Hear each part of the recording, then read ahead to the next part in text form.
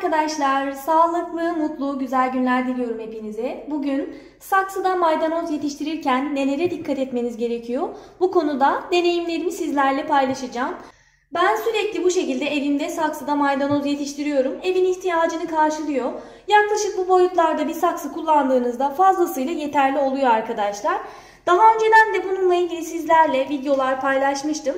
Bugün de detaylı olarak özellikle toprak seçimi konusunda nelere dikkat etmeniz gerekiyor, nasıl sulamanız gerekiyor, dikimi nasıl yapacaksınız tüm detaylarıyla açıklayacağım. Çünkü bu konuda özellikle çok fazla soru alıyorum. Bu normal bizim geçen yıldan olan tohum ama tohumu normal ziraatçilerden de alabilirsiniz. Pakette de alabilirsiniz ya da böyle az bir miktarda alabilirsiniz. Bir yemek kaşığı kadar almanız yeterli olur bir saksı için arkadaşlar. Çok fazla almanıza gerek yok. Saksı için yaklaşık bu şekilde bir yemek kaşığı yeterli. Bunu böyle kiloyla da satılıyor. Kiloyla satılırsa da yine 2 liralık falan alırsanız yeterli olacaktır. Tohumumuz hazır. Toprağı da bu şekilde bakın. Normal çiçek toprağı da kullanabilirsiniz. Normal bahçe toprağı bulamıyorsanız çiçek toprağı da kullanabilirsiniz. Bu toprak benim ormanda ağaç diplerinde aldığım toprak. Toprağı eledikten sonra kullanıyorum. Fide dikiminde ya da böyle evde yetiştirmek istediğiniz çiçeklerinizde yine bahçeden, ormandan aldığınız toprağı eledikten sonra kullanabilirsiniz. Toprağı bakın şöyle iyice yumuşak hale getirdim. Yumuşak bir hale getirdikten sonra hemen tohumumu dikeceğim. İlk etapta bu şekilde saksıyı doldurdum toprakla. 2 parmak kadar boşluk bırakıyorum. Daha sonradan üzerine toprak eklemesi yapacağım. Tohumu koyduktan sonra üzerine toprak eklemesi yapacağım. Toprağı bir önceki günden suladım arkadaşlar. İyice sulayıp toprağı tavlı hale getirmeniz gerekiyor. Yani toprak nemli olursa dikeceğiniz tohumlar daha erken bir şekilde yeşerecektir. Yeşerme konusunda da sıkıntı yaşamazsınız. Dediğim gibi ne dikerseniz dikin, maydanoz olsun, sebze olsun, çiçek olsun, özellikle toprağı bir gün öncesinden sulayın kesinlikle. Sularsanız toprak daha böyle tavlı hale gelir, nemli hale gelir. Dikeceğiniz bitkinin kökleri daha hızlı bir şekilde toprağa adapte olur ve fire vermezsiniz. Yani dikmiş olduğunuz tohumlar kesinlikle yeşermeye başlar. Maydanozu ne zaman dikmeniz gerekiyor? Bununla da ilgili kısaca açıklama yapayım. Maydanozu ben genellikle Şubat-Mart aylarında dikiyorum. Bir yıl boyunca bu şekilde dikmiş olduğum maydanozu kullanıyorum. Bir yıldan sonra artık böyle tohumlaşmaya başlayabilir. Dediğim gibi Şubat-Mart aylarında dikerseniz bir yıl boyunca bu maydanozu sürekli böyle koparıp yenileye bir yıl boyunca kullanabilirsiniz. Özellikle Şubat-Mart aylarında dikmenizi tavsiye ederim. Her zaman aslında dikilebilir maydanoz ama yaz aylarında dikerseniz tohum çıkarma ihtimali olabilir. Ayrıca tohumu yaz aylarında yeşermesi biraz daha zor olur arkadaşlar. Bu aylarda böyle Ocak, Şubat, Mart, Nisan bu aylara kadar dikmeniz daha uygun olacaktır. Aynı şekilde sonbahar aylarında da dikebilirsiniz. Sonbahar aylarında da iklim daha ılıman ve daha uygun olduğu için maydanozu yetiştirmede sıkıntı yaşamazsınız. Diğer bitkilerde olduğu gibi yaz ve kış aylarında bitkileri yetiştirmede zorlanacağınız için ilkbahar ve sonbahar aylarını tercih edebilirsiniz. Tohumları bu şekilde hazırladım arkadaşlar. Hemen tohumları toprağın üzerine ince bir tabaka halinde seyrek bir şekilde, çok böyle aşırı sık olmasın, şöyle atıyorum.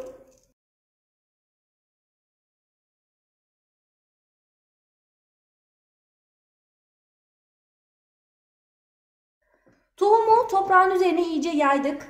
Normalde bazen böyle toprağı karıştırarak da yapabilirsiniz ama özellikle bakın tohum yetiştirme konusunda, maydanoz yetiştirme konusunda sıkıntı yaşayanlara karıştırmasını tavsiye etmiyorum. Bakın şu yapacağım yöntemle herkes rahatlıkla yetiştirebilir.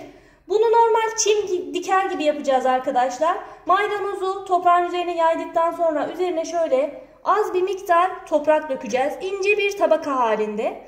Çok fazla dökmüyoruz. Bakın şöyle ince bir tabaka halinde.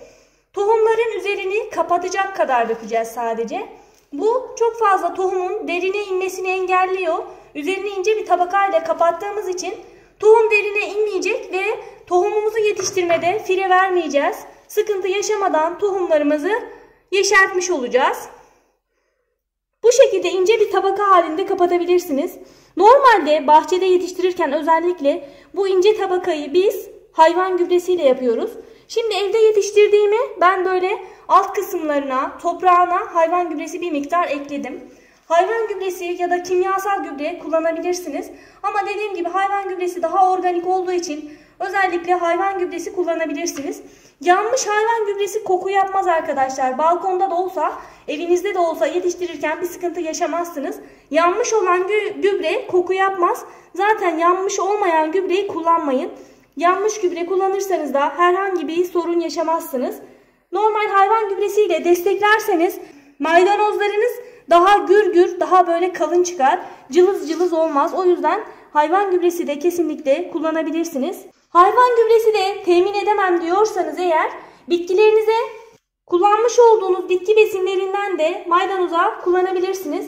Özellikle bakın ısırgan otu suyunu tavsiye ederim. Isırgan otu suyu azot oranı yüksek olduğu için maydanoza çok fayda sağlayacaktır. Bunun yanı sıra yine muz kabuğu suyu, yumurta kabuğu suyu, bitkilerinize verdiğiniz besinleri maydanoza da verebilirsiniz. Böylelikle daha canlı, daha gür bir şekilde maydanozlarınız yeşermiş olur. Bakın gördüğünüz gibi toprağın üstünü tamamen kapatacak şekilde toprakla kapattım. Daha sonrasında hafif şöyle yapıyorum. Elimle hafif bastırıyorum. Çim diker gibi düşünün. Aynı çim dikme gibi. Toprağın üzerini hafif kapattıktan sonra elimle şöyle hafif toprağın oturmasını sağlıyorum. Tohumların içerisine girmesini, oturmasını sağlıyorum. Ama dediğim gibi bakın bu işlemi yaptığınızda nemli toprak kullanmayı ihmal etmeyin arkadaşlar. Kullanmış olduğunuz toprak kesinlikle nemli toprak olacak. Şimdi sulama yapacağız. Sulamayı bu şekilde bir sprey yardımıyla yapabilirsiniz. Sprey yardımıyla şöyle üzerini tamamen hafif bir ıslatacak şekilde suluyoruz. Sulama işlemini de tamamladıktan sonra üzerini bir naylonla veya poşetle kapatabilirsiniz. Bu kadar uzunlukta benim naylon olmadığı için streçle kapatacağım. Tohumlar filizlenene kadar naylonla kapatacaksınız ama tohumlar yeşermeye başladıktan sonra üstünü açacaksınız artık. Üzerini bu şekilde streçle kapatabilirsiniz. Bu aşamadan sonra bol güneş alan bir yere koyacaksınız arkadaşlar. Yeteri kadar güneş almazsa tohumların çimlenmesi daha uzun sürer. Güneş alan bir yere koyduğunuzda, üzerini streçlediğinizde zaten toprakta nemli olduğu için daha hızlı bir şekilde çimlenecektir.